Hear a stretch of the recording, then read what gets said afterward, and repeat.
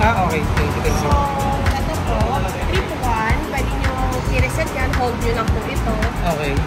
Trip 2, ayan, 170 km pa po yung pwede itakbo yung bike nyo. Tapos, traction control, pwede nyo po i-off, hold lang po, medyo ano lang po, pag-hold net, pag-off net po. Yan. Tapos, gano'n lang din isa. Tapos, pag-open po ito lang. Tapos, yung sa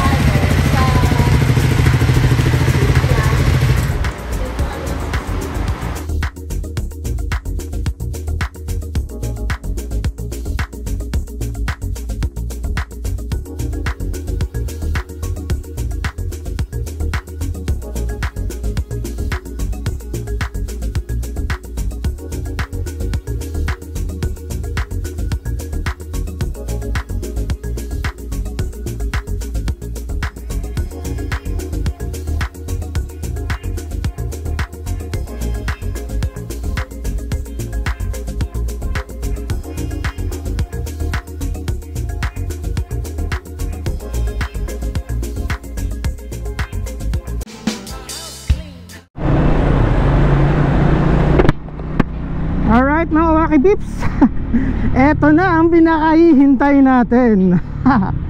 Nakuha na natin ang ating first ever big bike. Yan ang Speed 400 in Carnival Red.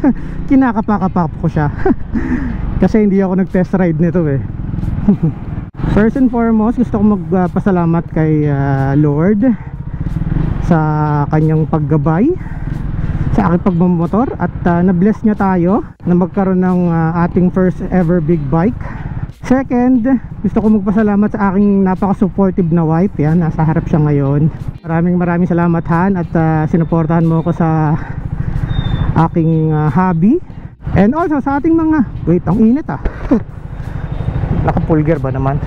Ayun, and also thank you sa ating mga taga-suporta, ating mga followers. Grabe ang init dito sa Green Hills.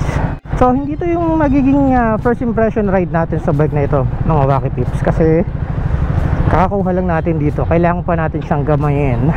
And as you can see kanina, nakita pa natin si Jawmoto. Tapos pinahiram siya ng Daytona 660. Hindi mo alam pala kung alin dito ang left and right,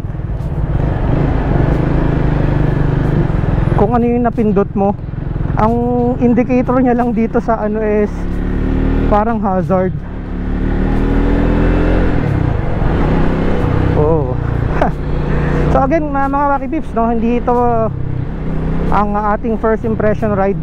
Gagawa tayo ng separate video and also ng iba pa mga content para, uy, grabe, nalubak ako, hindi ko naramdaman yung ano, lubak. Ayos yung suspension na. Also gusto ko din magpasalamat sa Triumph Motorcycle Philippines, specifically dyan sa Green Hills branch, sa pag-assist sa and accommodate sa atin para makuha ang ating Speed 400.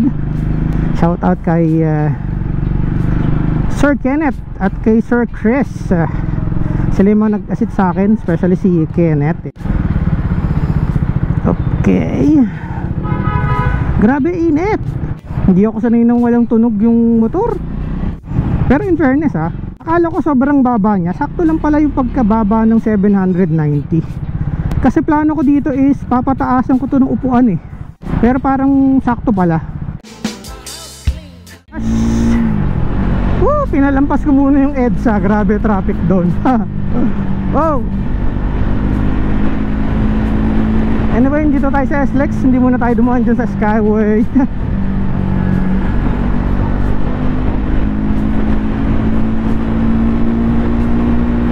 So ganito palang feeling, no?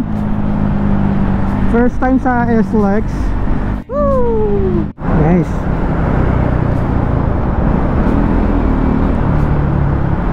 Tahimik ng tunog niya. Feeling ko pag slip on ang ilagay ko dito, tahimik pa rin to. Need ko siguro talaga to ipakat delete para lumabas yung tunog. Hindi ka maririnig nito.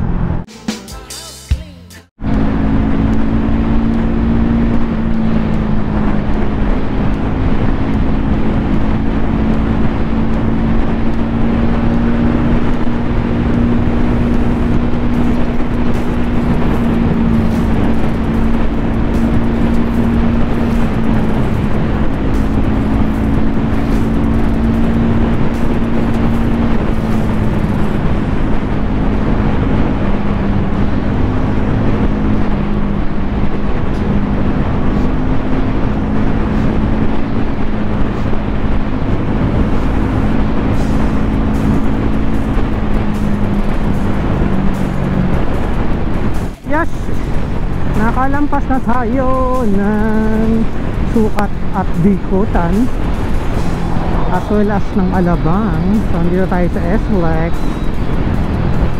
Well, technically kanina SLEX pa rin naman yun. Anyway, nakakapanibago maneho ng motor dito sa SLEX. Ganito pala. Mahangin.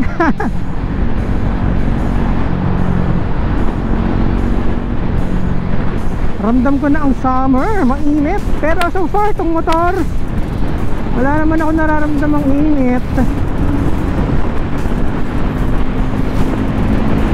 Again, sabi ko naman kanina, hindi to first impression ride. Magkakaroon tayo ng separate video para doon. Itong video na to is inilaan ko lang para sa kuha nitong first big bike natin.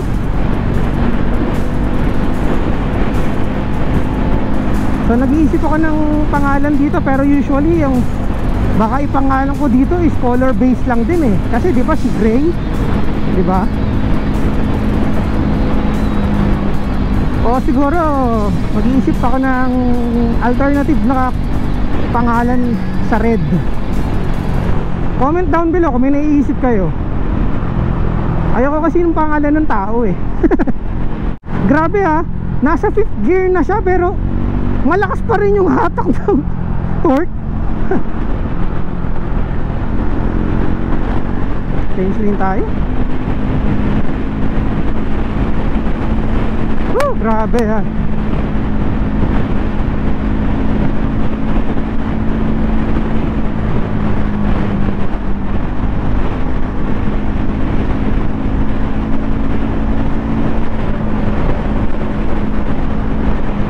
So dahil meron na tayong big bike, malalawak na ang ating mga coffee ride adventures na to.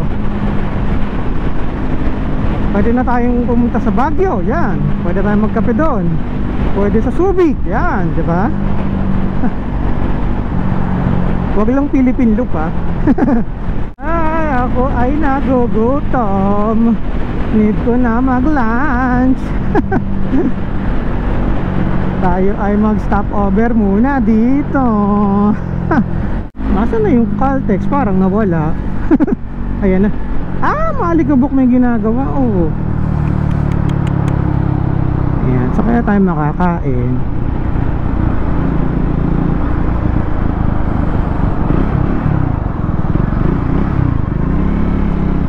Ayoko magkanin. Saan kaya pwede? Ayoko din naman ng pizza.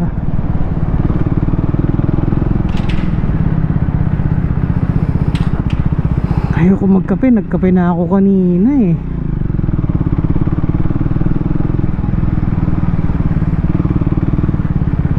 Pwede sa sa Army Navy. Saan nga ba yung Army Navy dito? Army Navy, Army Navy. Hello po mga sir.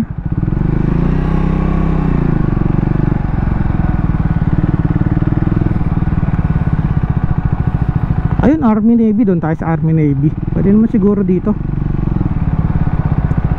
Ayun.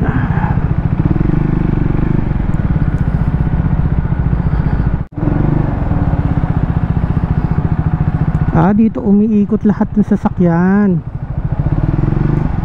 Okay. Okay sana doon eh, may puno eh. Dito na lang tayo. Yun.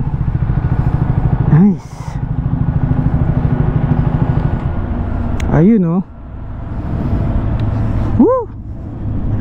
Thank you Lord. Okay, naninibago pa ako sa side stand nito ah. Kakaiba eh. Anyway, ito ang ating first ever big bike guys. Ayan. Ang Triumph Speed 400. Malamang marami nang nakahula kung na itong kukunin natin. Ganda no? Pogi. Ayan. Sakto lang pala yung taba ng gulong niya sa kanya. Pero pwede pa sigurong palakihan. Pero pwede na. Ganda no? Parang si Gray lang. Lumaki lang siya. Nice. Ay, thank you Lord. Thank you sa wife ko na napaka-supportive. Thank you sa anak ko. Thank you sa lahat ng support. Tanya mga Wacky Pips, kundi dahil sa inyo wala tayo magkakaroon ng ganito din eh. Pogi, at last karoon tayo ng first ever big bike. Again, sabi ko, gawa nito makakarating na tayo sa malalayo para makapag coffee ride, diba? Ganda pa, grabe. Anyway mga Wacky Pips, dito ko nai-stop ang video. Again, marami pa tayong gagawing video about sa Speed 400. Magkakaroon pa tayo ng first impression ride. Hindi ito yung first impression ride para mabahagi ko sa inyo kung ano yung experience sa pagsakay sa Speed 400 na to. And syempre kung gusto nyo rin bumili na to, ibabahagi ko yung experience ko sa inyo, diba? Anyway, again, maraming salamat mga Wacky Pips sa pagsubaybay sa akin.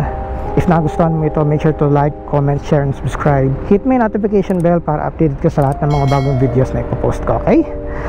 So, stay safe po sa ating lahat mga Wacky Pips, and ride safe po sa ating mga motorista. Enjoy the rest of your day, and I will see you all on my next video. Until next time mga Wacky Pips, God bless everyone. Wala mo ng bomba. Sige, dyan lang muna kayo, magla-lunch muna ako. Bye mga Wacky Pips. Pogi talaga. Yes, thank you Lord. Bye mga Wacky Pips.